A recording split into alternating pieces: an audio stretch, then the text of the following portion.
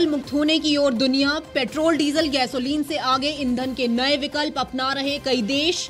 भारत में भी electronic hydrogen solar कारों को अपनाने का मिशन तेज। भारत में 24 घंटे में कोरोना के 65 केस बढ़े, 40 लोगों ने गंवाई जान। दिल्ली में बढ़े पॉजिटिविटी रेट। जहांगीरपुरी में बुलडोजर पर लगी रोक, सुप्रीम कोर्ट का आदेश यथास्थिति बनाए रखें। एमसीडी ने किया आदेश का पालन। महाराष्ट्र में फोन टैपिंग, संजय राउत व एकनाथ खड़से को मुंबई पुलिस ने माना असामाजिक तत्व, किए दोनों के फोन टैप। राउत ने लगाया रश्मि शुक्ला व केंद्र पर आरोप। भारत की बड़ी उपलब्धि, एयरफोर्स और नेवी ने किया ब्रह्मोस मिसाइल का सफल परीक्षण, सेकंड में टारगेट ध्वस्त। और सिर्फ 26 दिन में पहाड़ों में बना डाली रेल सुरंग, विदेशी धरती पर नहीं बल्कि भारत में रचा गया ये कीर्तिमान।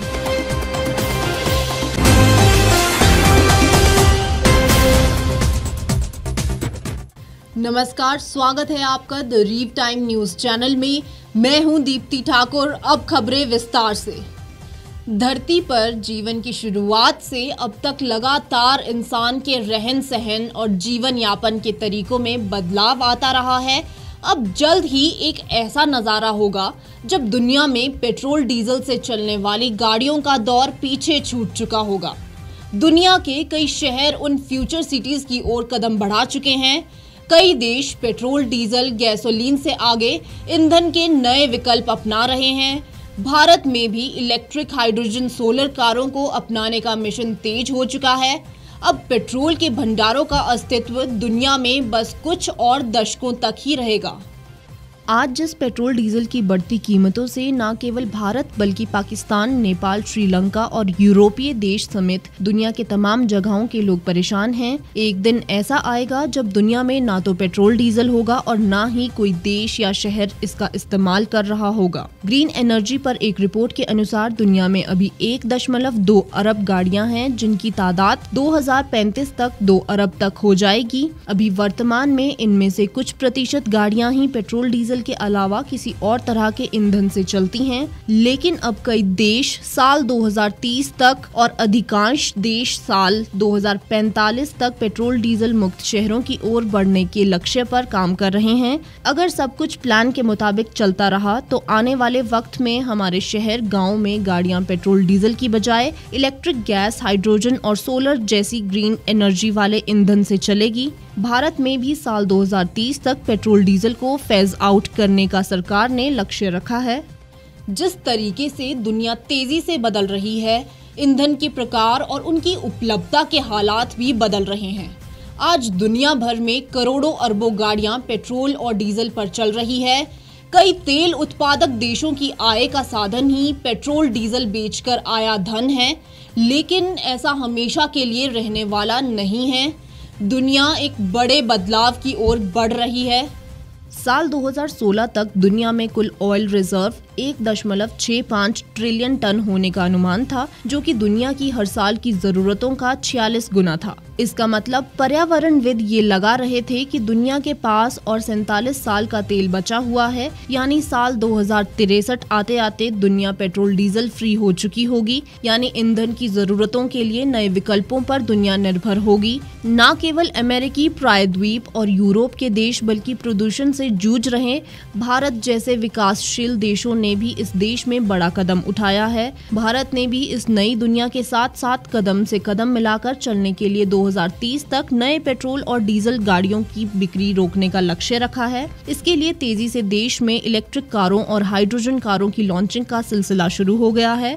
इसके अलावा देश के तमाम शहरों में metro train, bullet train, hyper loop train, monorail, sky बसें जैसे नए ट्रांसपोर्ट सुविधाओं की शुरुआत की तैयारी भी जारी है, जिससे लोगों को पेट्रोल डीजल मुक्त ट्रांसपोर्ट की सुविधा मिल सके। भारत में अभी कुल कार बाजार में सिर्फ 1% इलेक्ट्रिक कारों की हिस्सेदारी है, लेकिन साल 2025 तक इसके 15% यानी 475 अरब रुपए तक पहुंच जाने का अनुमान है। हालांकि इस सपने को पूरा करने के रास्ते में अच्छी सड़कें, बिजली की ज़्यादा खपत और चार्जिंग स्टेशन, दूर दराज के इलाकों में भी चार्जिंग सुविधाएं जैसी ज़रूरतों को पूरा करना अनिवार्य शर्तें होंगी। इसके अलावा इलेक्ट्रिक और हाइड्रोजन कारों की भी भारी कीमतें भी पेट्रोल डीजल मुक्त देश के रास्ते में बाधा बनेगी, जिनसे पार पाने की चुनौती न केवल भारत बल्कि दुनिया के बाकी शहरों के सामने भी होगी। भारत में कोरोना के मामले तेजी से बढ़ रहे हैं। पिछले 24 घंटे में कोरोना वायरस के 2067 मामले सामने आए हैं। इससे पहले सोमवार को 1247 केस मिले थे, यानी 24 घंटे में देश में करीब 65% केस बढ़े हैं। देश में राजधानी दिल्ली में कोरोना के सबसे ज्यादा केस सामने आ रहे हैं। यहाँ पिछले 24 घंटे में कोरोना के 632 केस मिले। इसके अलावा यूपी, महाराष्ट्र, हरियाणा में भी केस बढ़ रहे हैं। ऐसे में केंद्र ने इन राज्यों में कड़े कदम उठाने के लिए कहा है। देश में पिछले 24 घंटे में कोरोना से 40 लोगों की मौत हुई है। हालांकि इस दौरान 1547 लोग ठीक हुए हैं। अब तक देश में कोरोना के कुल 4,30,47,594 मामले सामने आ चुके हैं। वहीं एक्टिव केस बढ़कर 12,340 हो गए हैं। अभी तक 4,25,13,248 लोग कोरोना से ठीक हो चुके हैं। अब तक देश में कोरोना से 5,22,006 लोगों की मौत हुई है। राजधानी दिल्ली में हालात काफी चिंताजनक है। यहाँ पिछले 24 घंटे में 26% कोरोना के केस बढ़े हैं। दिल्ली में मंगलवार को कोरोना के 632 नए केस सामने आए। इससे पहले सोमवार को 501 केस सामने आए थे। एक्टिव केस बढ़कर 1,274 हो गए हैं। मंगलवार को 414 लोग ठीक हुए हैं। हालांकि पिछले 24 घंटे में कोरोना से किसी की जान नहीं गई है। अब पॉजिटिविटी रेट 4.42% हो गया है। दिल्ली के अलावा उत्तर प्रदेश में भी कोरोना के मामले बढ़ने लगे हैं।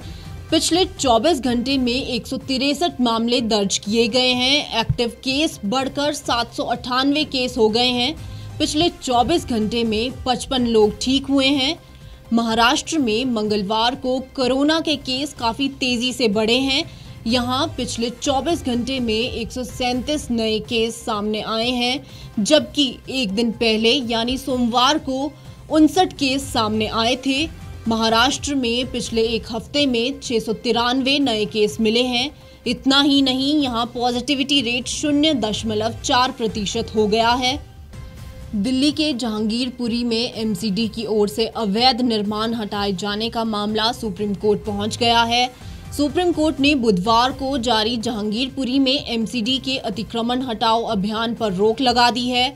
सुप्रीम कोर्ट ने दिल्ली के जहांगीरपुरी में यथास्थिति बनाए रखने का आदेश दिया है।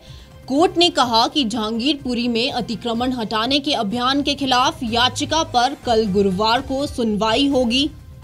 दिल्ली के हिंसा प्रभावित इलाके जहांगीरपुरी में आज बुधवार को सुबह 9 बजे से ही अतिक्रमण विरोधी अभियान शुरू हो गया था। सड़कों पर अवैध कब्जों को बुलडोजर से हटाने का काम जारी था। तभी सुप्रीम कोर्ट में इसे रोकने के लिए याचिका दायर की गई और सुप्रीम कोर्ट ने बुलडोजर पर ब्रेक लगा दी। अभियान के दौरान बड़ी संख्या में पुलिस और अर्धसैनिक बलों के जवानों को तैनात किया गया है। एनडीएमसी के महापौर राजा इकबाल सिंह ने इस कार्रवाई को नियमित अभियान करार दिया है। गौरतलब है कि उत्तर पश्चिमी दिल्ली के जहांगीरपुरी में शनिवार को हनुमान जयंती के जुलूस के दौरान 2 समुदाय के बीच पथराव, आगजनी और गोलीबारी की घटनाएं हुई थी। इस हिंसा में 8 पुलिस कर्मियों के अलावा एक स्थानीय नागरिक घायल हो गया था। इसके बाद भाजपा ने अवैध अतिक्रमण को हटाने की मांग की थी। इसके बाद एमसीडी ने 20 और 21 अप्रैल को अतिक्रमण हटाओ अभियान चलाने का फैसला लिया था।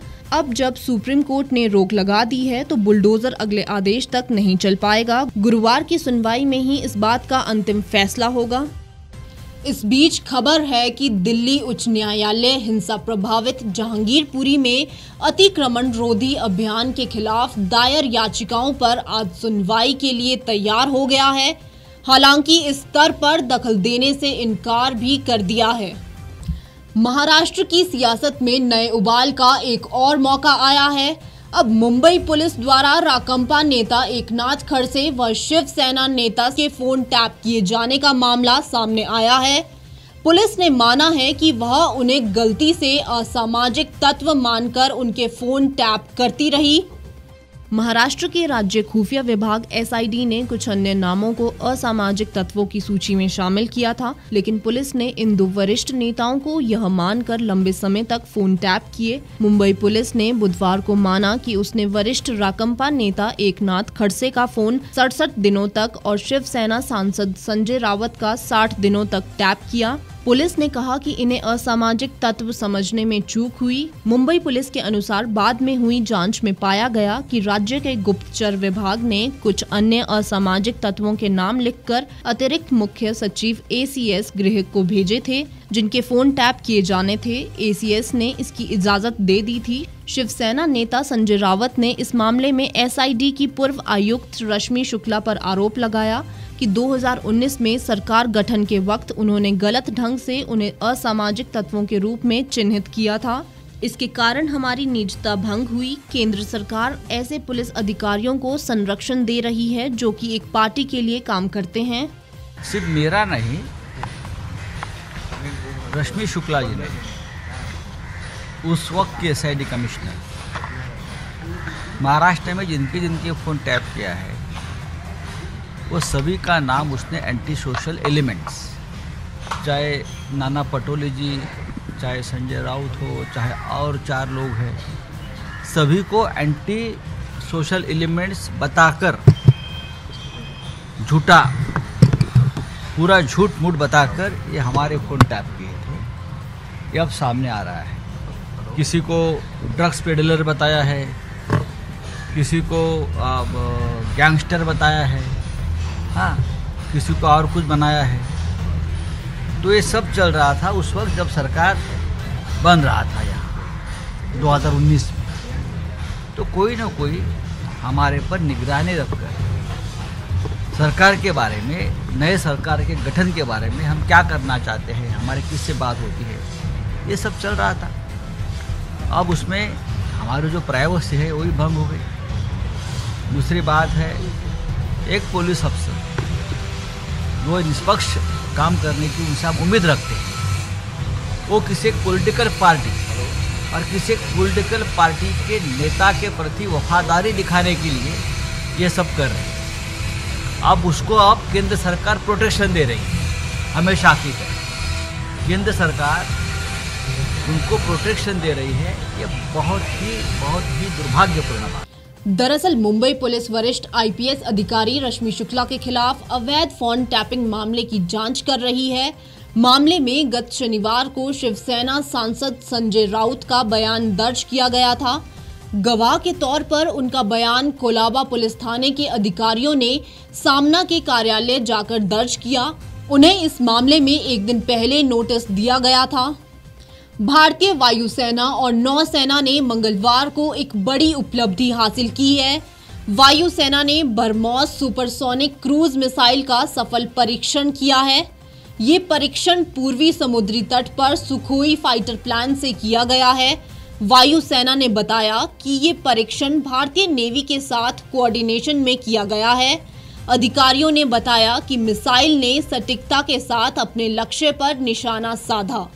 वायुसेना ने एक ट्वीट कर इसकी जानकारी दी है। वायुसेना ने ट्वीट में कहा, आज पूर्वी तट पर वायुसेना ने सुखोई 30 विमान से ब्रह्मोस मिसाइल का सफल प्रशिक्षण किया। मिसाइल ने सेवा मुक्त जहाज पर सटीक निशाना साधा। इसके साथ ही मंगलवार को भारतीय नेवी ने भी ब्रह्मोस मिसाइल का सफल प्रशिक्षण किया। भारतीय नेवी ने ट्वीट कर कहा कि एक उन्नत मॉड्यूलर लॉन्चर से आईएनएस द्वारा पहली बार ब्रह्मोस मिसाइल का प्रशिक्षण किया गया और ये सफल रहा। फायरिंग ने एक बार फिर ब्रह्मोस की लंबी दूरी की स्ट्राइक क्षमता के साथ साथ फ्रंटलाइन प्लेटफॉर्मों से एकीकृत नेटवर्क केंद्रित संचालन के सत्यापन का प्रदर्शन किया। बता दें कि सरकार ने साल 2016 में ब्रह्मोस के एयर लॉन्च वेरिएंट को 40 से अधिक सुखोई फाइटर जेट में एकीकृत करने का निर्णय लिया था। इस परियोजना की कल्पना समुद्र या जमीन पर किसी भी लक्ष्य पर बड़े स्टैंड ऑफ रेंज से हमला करने की भारतीय वायुसेना की क्षमता को बढ़ाने के लिए की गई थी। 5 मार्च को भारतीय नौसेना ने आईएनएस चेन्नई से लंबी दूरी तक हमला करने वाली ब्रह्मोस सुपरसोनिक क्रूज मिसाइल के एडवांस वर्जन का सफलतापूर्वक परीक्षण किया था। ब्रह्मोस एरोस्पेस भारत और रूस का संयुक्त उपक्रम है। जो सुपरसोनिक क्रूज मिसाइलों का उत्पादन करता है। इन मिसाइलों को पनडुब्बियों, जहाजों, विमानों या जमीन से लॉन्च किया जाता है। ब्रह्मोस मिसाइल 2.8 मैक या ध्वनि की गति से लगभग 3 गुना की गति से उड़ान भरती है। मिसाइल के एडवांस वर्जन की सीमा को 290 किलोमीटर से लगभग 350 किलोमीटर तक बढ़ा दिया गया है।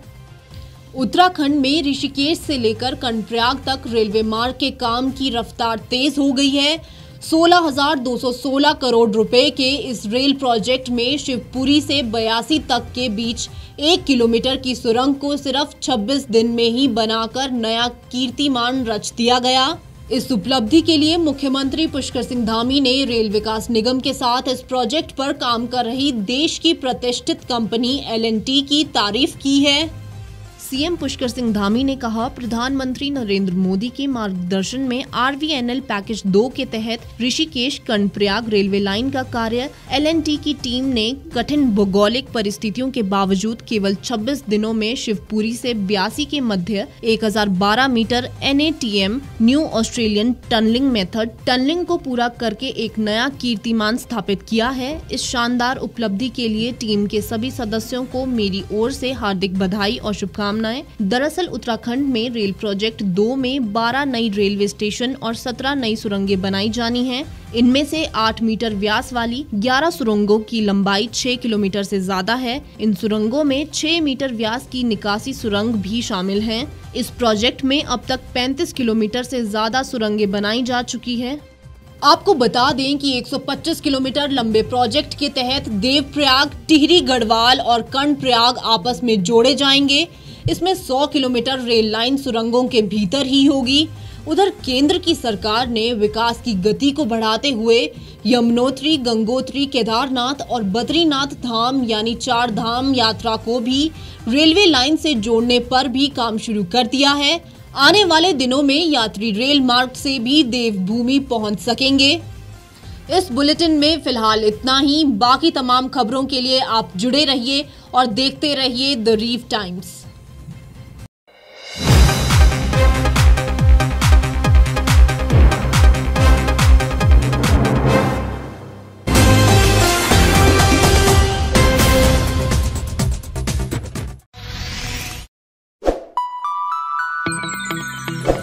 खबरों में बने रहने के लिए सब्सक्राइब करें द रीव टाइम्स। लाइक और शेयर करना ना भूलें।